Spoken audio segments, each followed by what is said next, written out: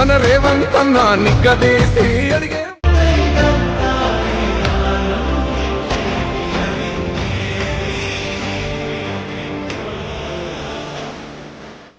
జూబ్లీహిల్స్ నియోజకవర్గంలో ఎమ్మెల్యే గోపీనాథ్ హఠాత్ మరణంతో ఉప ఎన్నిక అనివార్యమైంది.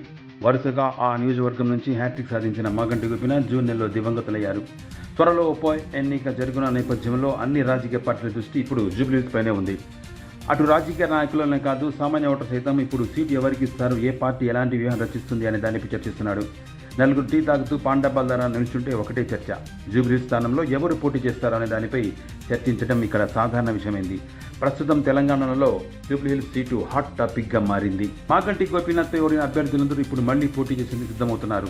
కాంగ్రెస్ నుంచి మొహమ్మద్ అజరుద్దీన్ పేరు ఇక్కడ వినబడుతుంది. తెలంగాణ అసెంబ్లీలో ఇప్పటిదాకా ఎమ్మెల్యే కాలు పెట్టిన అజరుద్దీన్ ఈసారి దొరికిన ఈ అవకాశాన్ని వదులుకోకూడదన్న పట్టుదలన్నారు సమాచారం. మరో అభ్యర్థిగా కాంగ్రెస్ తరఫున వినబడుతున్న పేరు నవీన్ కుమార్ యాదవ్. 2014 ఇక్కడి నుంచి పోటీ చేసి ఓడిపోయారు. అయితే ప్రజలకు అందుబాటులో ఉండే వ్యక్తిగా ఆయనకు మంచి పేరు ఉంది. కార్యకర్తల్లో చైతన్యాన్ని రగిలించే నాయకుడిగా చెప్పుకుంటారు. జనాల పండుగలలో మతాలకు అతీతంగా పాల్గొని అందరి వాడుగా నవీన్ యాదవ్కు పేరుంది. ఇది ఆయనకు కలిసొచ్చే అంశం. ఫహీం ఖురేషీ పేరు కూడా వినబడుతుంది. అయితే ఆయనకు రాజకీయ అనుభవం అంతగా లేనది స్థానికంగా వినబడుతున్న అభిప్రాయం. అయితే ఆయనకు సీఎం రేవంత్ రెడ్డి అండదండలున్నాయి. రేవంత్ రెడ్డి అనుకూల వ్యక్తిగా పేరు ఉంది.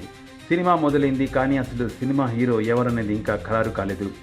మజ్లిస్ పార్టీ మాత్రం ఎన్నికల్లో పోటీ చేయకపోయినా కాంగ్రెస్కు తన మద్దతు ఇవ్వచ్చు. ఇది కాంగ్రెస్కు కలిసొచ్చే అంశం. బీఆర్ఎస్ పార్టీ తరఫున దివంగత నేత మాగంటి గోపీనాథ్ సతీమణి సునీత బీఆర్ఎస్ పార్టీ బరిలోకి దింపే అవకాశం ఉందని అందరూ అనుకుంటున్న వేళ తాజాగా అనూహ్యంగా జూబ్లీహిల్స్ నియోజకవర్గం టికెట్ ఆశావాహులో తెరపైకి వచ్చిన పేరు మాగంటి వజ్రనాథ్. ఈయన మాగంటి గోపీనాథ్కు స్వయాన అన్నయ్య. ఈసారి తనకు అవకాశం ఇస్తే మాగంటి గోపీనాథ్ తరహాలో ప్రజాసేవ చేస్తానని చెప్పుకుంటున్నారు ఆయన. దివంగత గోపీనాథ్ ఆశయాలకు అనుగుణంగా పనిచేస్తానని, దాదాపు ప్రతిరోజు ఆయన మీడియా ముందుకు వచ్చి సీటు తనకే ఇస్తే గెలిపి చూపిస్తానంటున్నారు. గోపీనాథ్ క్యాడర్ను కూడా వజ్రనాథ్ తన వైపుకు లాక్కుంటున్నట్టు సమాచారం. మాగంటి సునీత పేరు దాదాపు ఖరారైనట్లే అని అందరూ అనుకుంటున్న వేళ కొత్తగా తెరపైకి వచ్చిన వజ్రనాథ్ వల్ల కొంత మేర పార్టీకి డ్యామేజ్ అవ్వచ్చు అని స్థానికులు అనుకుంటున్నారు.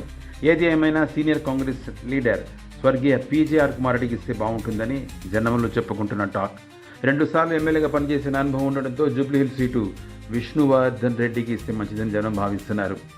రాష్ట్రంలో అధికారంలో ఉండి రాజధాని నగరంలో సీటు లేకపోయే అని దిగులుగా ఉన్న కాంగ్రెస్కు సికింద్రాబాద్ కంటోన్మెంట్ రూపంలో సీటు వచ్చింది. ఇప్పుడు రాజధాని ప్రాంతంలో మళ్లీ ఓ సీటు గెలుచుకునేందుకు అవకాశం వచ్చింది. దీన్ని వదులుకోకూడదు అని గట్టిగా పట్టుదలతో కాంగ్రెస్ పావులు కదులుతుంది. సిట్టింగ్ సీటు మళ్లీ కైవసం చేసుకుని తన పార్టీ ఇంకా చావలేదని నిరూపించుకునే అవకాశం కోసం బీఆర్ఎస్ ఎదురు చూస్తుంది. అందుకే ఎట్టి పరిస్థితుల్లో సీటు దక్కించుకోవాలని తహతహలాడుతుంది. మొత్తం మీద అటు బీఆర్ఎస్ ఇటు కాంగ్రెస్కు మధ్య జూబ్లీహిల్స్ పోటీ రసవత్తంగా మారనుంది. రాజకీయ వెండి తెరపై గెలుపు ఎవరనేది వేచి చూడక తప్పదు. ఇలాంటి మరిన్ని విశ్లేషణలు, విశేషాలు, తాజా వార్తల కోసం చూస్తూనే ఉండండి TV11 ఫాస్ట్ అండ్ ఫ్యాక్ట్.